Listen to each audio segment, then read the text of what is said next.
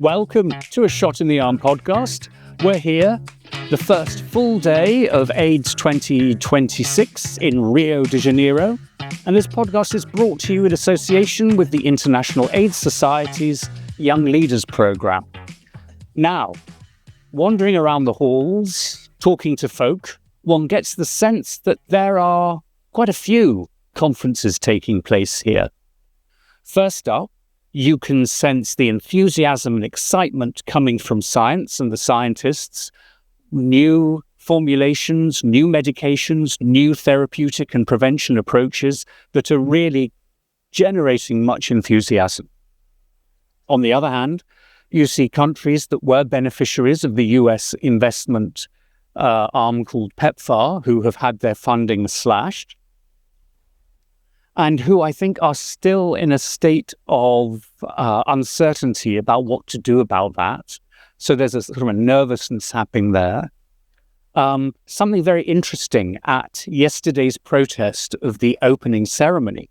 You had American activists calling for reinstitute PEPFAR. And then you also had activists from Africa and other regions of the world saying, well, hang on, we're not sure that we necessarily want to have PEPFAR back, and for us to be so reliant on the whims of one donor that could change dramatically, as happened last year. And I'm also seeing an exciting conference happening with young people. There's a real palpable sense of enthusiasm, of optimism. Now, is that something they know that the rest of us don't? Or do we know something that they don't know? I tend towards the former. And to help us sort that through this evening's episode, I'm absolutely thrilled to be joined by two new young leaders to A Shot in the Arm, plus someone who's rapidly becoming a regular to the show. But first up, let me introduce our guests. We have Florence from Botswana. Florence, welcome to A Shot in the Arm podcast. Thank you, Ben. We have Bernard. Welcome, Bernard. Thank you so much. And welcome back, Maggie. Thanks for having me back. So, Florence, let me start with you. We were joking before we got recording that maybe, just maybe, you're the only person at the conference interested in hepatitis B and HIV co-infection. So you're fighting the good fight. Tell us a bit about your work and what you do in Botswana. Thank you so much for having me. I'm a research scientist from Botswana. I'm working in a lab in Botswana as Botswana-Harvard Health Partnership. In this lab, we focus on molecular biology, there's virology, there's also antimicrobial resistance, which we normally call AMR. I specialize in virology. I work with HIV and HBV. HIV, I'm in the HIV NGS or Next Generation Sequencing team, where we actually utilize next generation sequencing platforms to sequence near full-length genome of HIV. In HBV, I work with HBV team, where I do extraction of samples, purification, analysis, sequence analysis, and a bit of bioinformatics and computational biology. Yes, my project focuses in OBI, which is an asymptomatic type of HBV. Occult hepatitis B is a concern because we have high HBV prevalence and high HIV prevalence. So for my project, I was looking at the co-infected group, the HBV, HIV co-infected participants. And I am looking at the occult hepatitis B, which is typically defined by the presence of replicant competent HBV DNA and negative hepatitis B surface antigen. But in my project, I'm actually focusing at a lower level, the anti-HBC status, which can either be positive or negative. I'm trying to molecularly characterize the anti-HBC positive and negative participants to see the difference between the two cohorts. And so far, my results have shown that there's slightly to no difference between the two cohorts, except that the anti-HBC negative participants, who we normally refer to as the low-risk group, harbor high mutations in the HBX region, which is the C terminus and the N terminus of the hepatitis B X region. So that is problematic.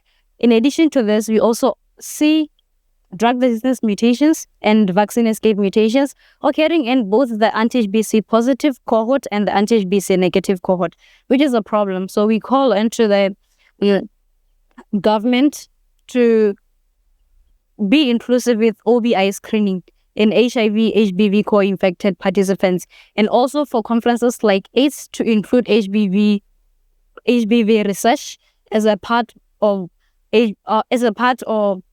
a way of combating HIV in high HIV endemic regions like the sub-Saharan Africa. That's my area.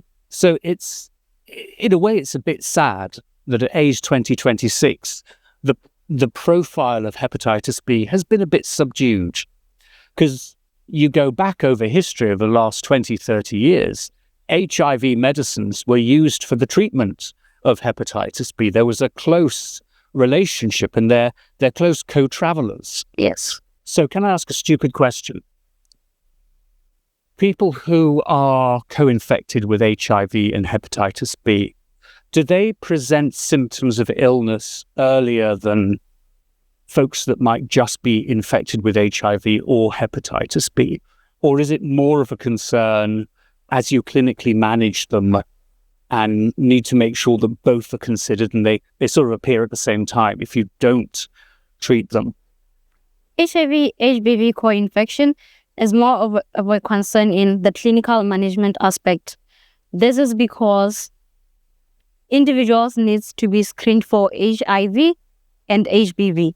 Should we miss the HBV while one is co-infected, HBV is going to reactivate, and the viral load of HBV is going to be way too high.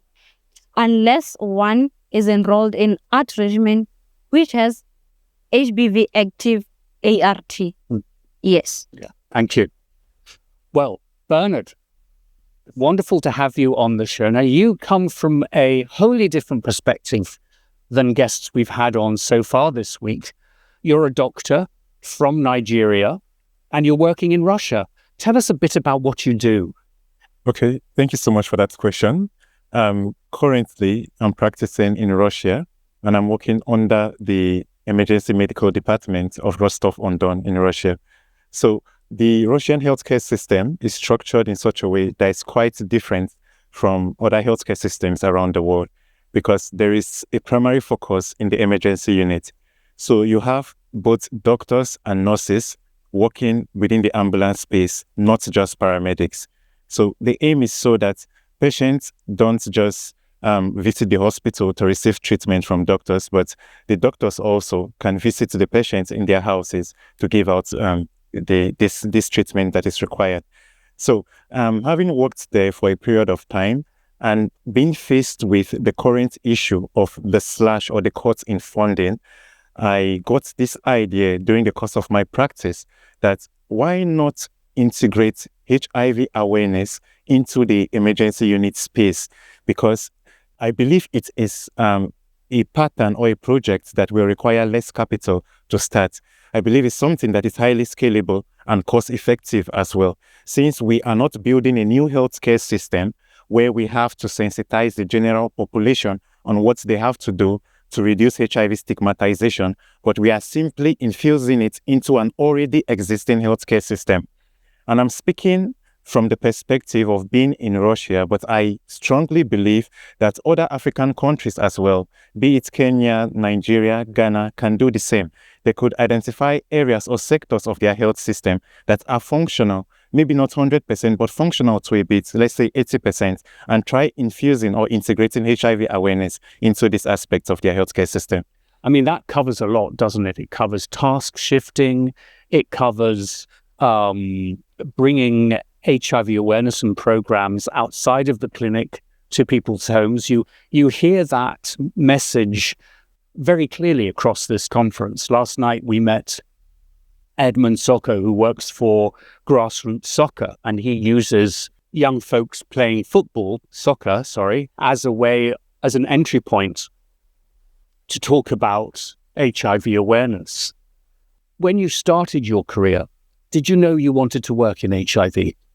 No. It wasn't actually my my dream at first, because before concluding medical school, because I studied on a scholarship in Russia, I wanted becoming a cardiovascular surgeon.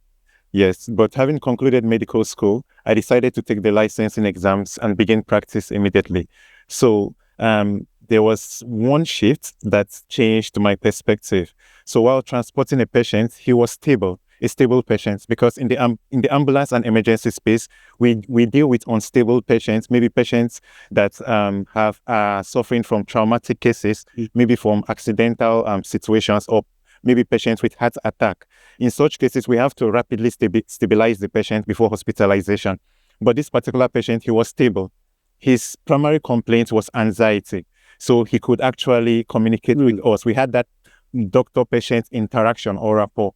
So he explained to me that he found it difficult accessing the healthcare or the health system because of the fear of being stigmatized within the hospital premise. And coming from Nigeria, before then, I felt it was a problem that only existed, yes, in Nigeria. So I was surprised to hear that they faced a similar challenge. So that period began building my interest in global health, actually, yes, and also towards the angle of HIV, because I know HIV is one of the principal core of the WHO. So I began developing interest in it from that particular point.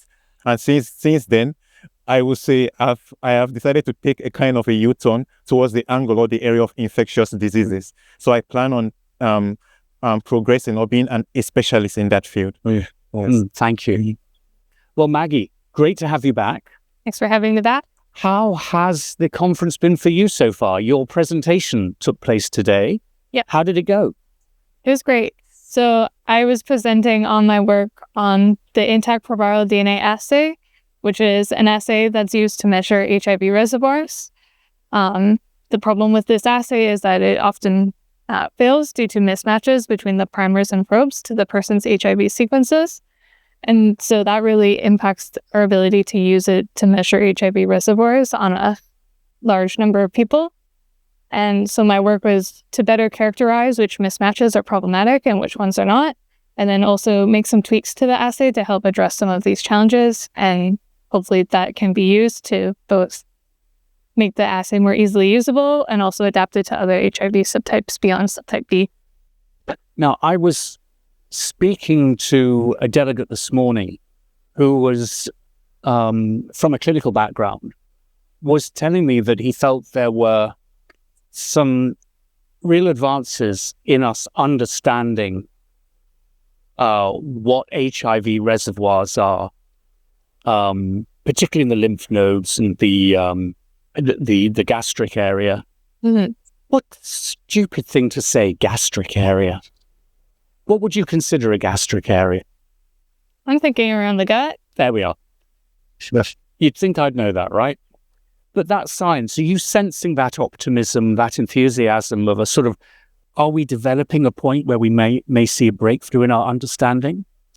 I think so. There's a lot of emerging technologies, really exciting new techniques that are coming out and being modified and adapted to better understand the reservoir. And I think we're learning a lot more about this beast that we have to tackle when we're trying to cure HIV.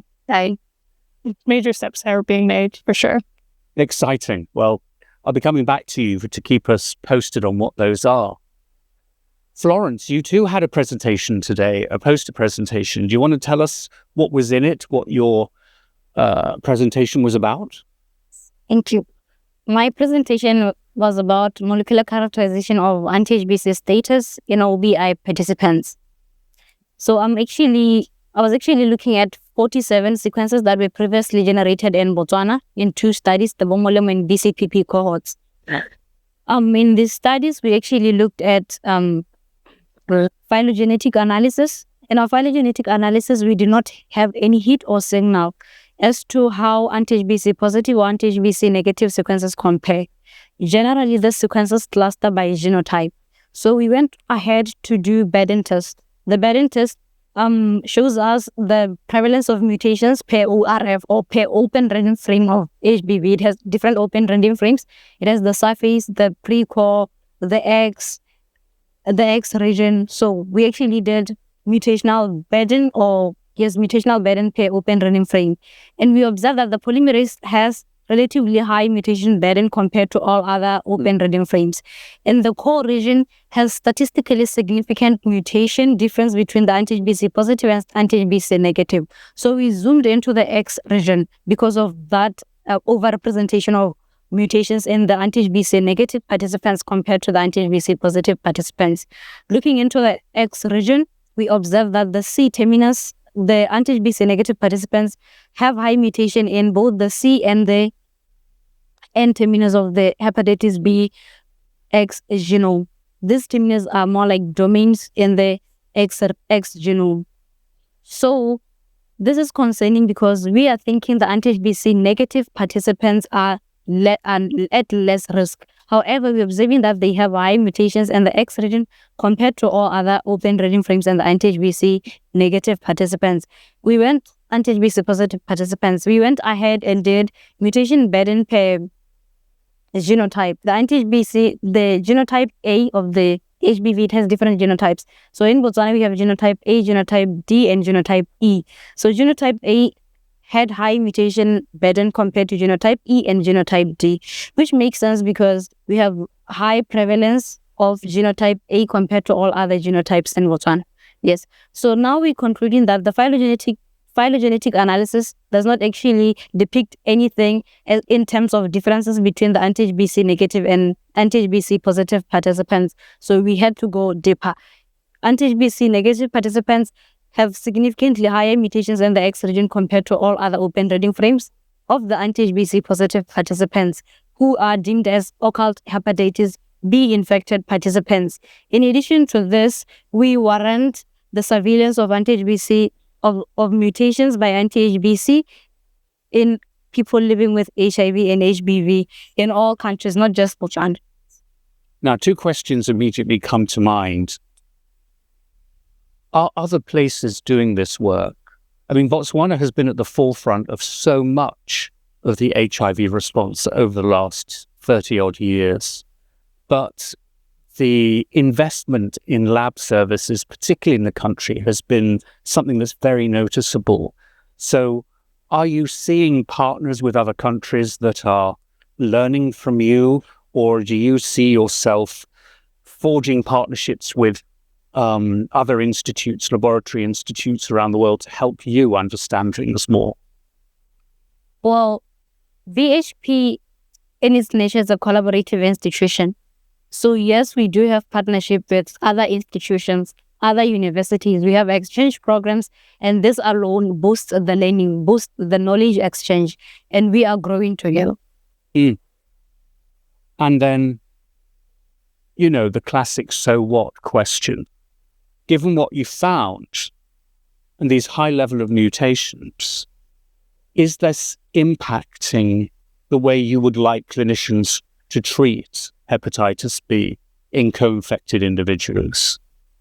Yes, this actually it's an interesting question because it changes the way we see things. The findings from the project actually changed the way we see things, and that it's not just HIV, HBV co-infection that is a problem. We also have OBI, which is an asymptomatic type of HBV.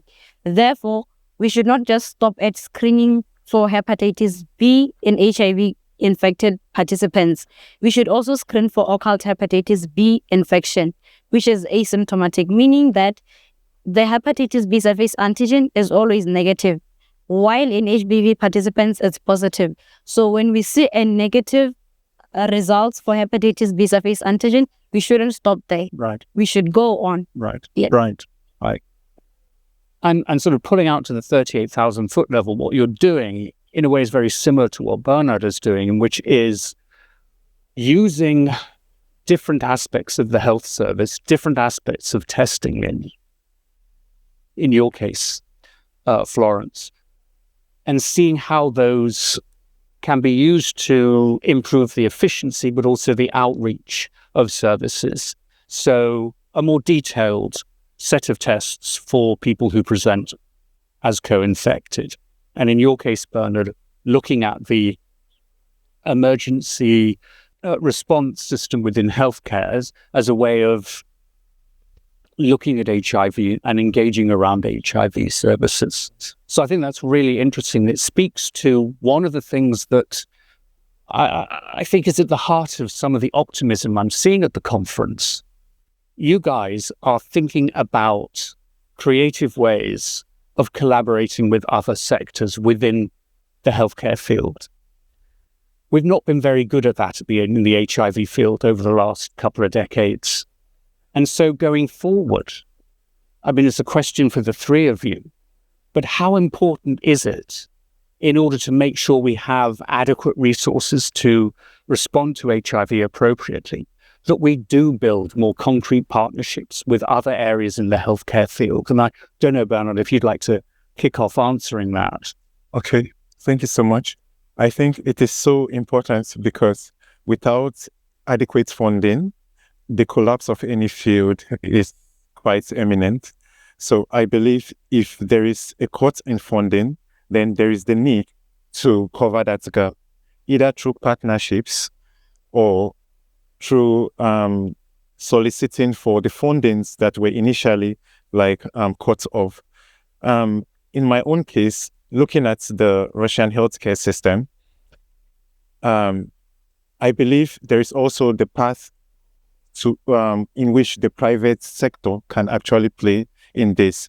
So individually, we have people who are interested in seeing to it, maybe due to their personal experiences, maybe they've lost a loved one to the disease condition, and they are out there to see to it that this condition is being eradicated. Even in meetings such as this, I believe such individuals are present, people that are ready and capable of making some contributions or donations to see to it that, such as in a case, research is being pushed further in the field of HIV/AIDS, and also to see to it that already established projects are being carried out or are being implemented. So most of the times, getting policies established might be quite slow, right? From the angle or the expert or from the aspect of interacting with the government to make sure that they view your project as something that is effective and something that is needed at the moment. So I believe we should look at private funding. Looking at private funding, then as I elaborated on the last time, the angle of integration, we should also try to identify those areas that are currently functional and try to integrate HIV awareness into them. So it's funny you mentioned the private sector. It's something that, again, talking to African leaders here, something that they're very enthusiastic about. The continent is developing economically, whichever way you look at it. And so the role of the private sector is going to increase. It's always been involved in healthcare in one way or another. And the willingness and enthusiasm to build partnerships with the private sector is something that we don't necessarily see in the North, do we, Maggie? And I would sort of put it to you, you know, you live in a country with possibly the best healthcare system in the world. It breaks my heart to say this, but it's better than the UK's health service. What do you think about the role of the private sector? From my experience with, or my undergraduate education, and it was in health sciences, so we did cover not just lab work, but also healthcare systems and related themes. I'm quite against privatization of healthcare. I'm seeing it happen in my country more and more, and I see how it erodes away at the public systems. And for me, seeing what's going on in, for example, Alberta is quite scary. And I think we need to realize how much inefficiency having a private and public healthcare system together feeds, and how it just makes it more expensive to fund the public system when we have a private system that's taking away resources and practitioners from the public system. Yeah. Do you know, it reminds me of that joke about the American tourist in Ireland who is lost and stops a farmer in a tractor and says, could you point me to, I need to get to Dublin, can you show me the directions? And the farmer replies, well, I wouldn't start from here. And that seems to be, I think, very much a sense that we have from the industrialized world, that we have, in the previous 50 odd years, made such investments in healthcare to create access, to get, free at the point of delivery. But yet what you're seeing in Africa is, well, we're in a different place with different priorities. And how do we then build access as rapidly as possible and as affordably as possible? And the private sector has sort of to step in there. Maybe the one exception to that in Africa is Botswana, which has a very advanced healthcare system. So I wonder, Florence, how do you respond to the notion that the continent should engage the private sector more in building health infrastructure and health services? Thank you for the question, Ben.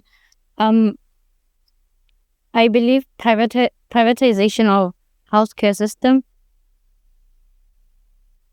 is going to be, it's a challenge alone, privatization of the healthcare system, because in Botswana, it's very expensive currently, but we don't have much of private sectors in the healthcare system, but they are there, but it's very expensive. So I'm imagining of the underprivileged communities when the healthcare system is absolutely private, how are they going to be featured into this? I'm thinking if that happens, it's going to cost the government, because now the government will have to take care of the underprivileged communities and people who can't afford the healthcare system. So I believe it's good as it is. The healthcare system should be with the government, but not the private sector. An interesting range of opinions. Thank you very much. I want to sort of step back a bit and now look at the longer term response to HIV. I was in a meeting this morning with community representatives from all around the world, meeting with the Director General of the World Health Organization, Dr. Tedros. And we were having a conversation about what happens to the HIV response after 2030. And I think a growing recognition that the UN General Assembly's commitment back in 2016 to tell the virus that it would no longer be a public health threat by 2030 was probably overly optimistic, and that we were going to look at a long-term response to HIV for many decades. And I wonder how, if you look into your crystal balls, how you see the epidemic evolving and how we, in creating and evolving our response, keep track with it or even get ahead of it vis-a-vis cure. But Maggie, I don't know if you want to kick us off. Where are we going to be in the next few decades? I think the problem of HIV will persist for a long time. Even if we found a cure today, it would still take decades for it to reach everyone who needs it. We had a cure, like in 1996, it was announced that highly active ART was a cure for AIDS, but people are still experiencing AIDS today, 30 years later. And I think unless we really, really organize, we have a long road ahead to solving HIV and AIDS and all the problems that come with it. Bernard, do you agree with Maggie? Okay, I believe the 2030 goal of the complete eradication is possible and very viable, but it all depends on the nature and the type of the cure that will be implemented, because I believe the previous cure that was implemented to an extent was more or less of bone marrow transplant. So yeah, expensive, not really accessible. But if we can get a cure that is quite similar with what we have now for LAN, take for instance, an injection. Lenacapavir, yeah. Okay. So if we can get a cure that is injectable, maybe, yes, I believe the response from the populace, even those people that are quite shy of their status, they would definitely want to book consultations with the doctor to get this cure. So if you can, it depends on the nature of the cure. If we get a cure in the form of a tablet, for instance, I believe it is a goal that can really be achieved. I mean, if it was a tablet, the challenge of delivering it to everybody in the world would be a lot less more complicated than if it's in a injectable, long-acting. It's less, yes. But so your sense of bringing HIV under control is predicated on the investment in science to get us closer or towards the cure. Yes. Yes. What are your thoughts, Florence? I second Maggie. HIV will still be there 30 years to come, but would be manageable. Looking at studies that are currently being done, the development in technology. So we're heading somewhere. Would be manageable, but it will still be there. Unless when this cure is, when we have this cure, it's made available to everyone. And that'll be the challenge in front Yes. of us. And we've not done a particularly good job. So look, we're coming up to the top of the hour. Anything we've missed, anything you think is really important that our viewers and listeners know from your experience here at the conference? Maggie? I think a common theme that I'm seeing emerge is the lack of access to technologies like lenacapavir and other technologies. You see it in people trying to access medication, trying to access prevention. It's still a challenge, especially in the hardest to reach communities. But you also see it, as I was thinking about today during my poster, someone who's also trying to set up the IPDA in their lab in Brazil. And she told me that one of the major challenges she's facing is not the technology itself, but accessing the reagents she needs is so much more expensive. She's saying like the same reagent in Brazil costs 3 times what it would cost in the US or Canada. And I think we need to really think critically about how can we tackle these inequalities and inequities in accessing both the treatments that we find and also the developing the technologies to get those treatments as well. Yeah. What have we missed, Bernard? Okay. What have you learned that is really important for us to know? So I'm going to continue my trail of thoughts from what Maggie was saying. It is really effective and necessary that the government begins to look closely at the area of equity, not just equality. And in as much as the government is playing her part to see to it that there is equity delivery in the area of HIV awareness and sensitization, as well as prevalent usage as well. The individual personalities equally, like the private sector too, should be invested in seeing to it that this disease condition is being eradicated. And also when it has to do with stigma, because there are different perspectives to stigma.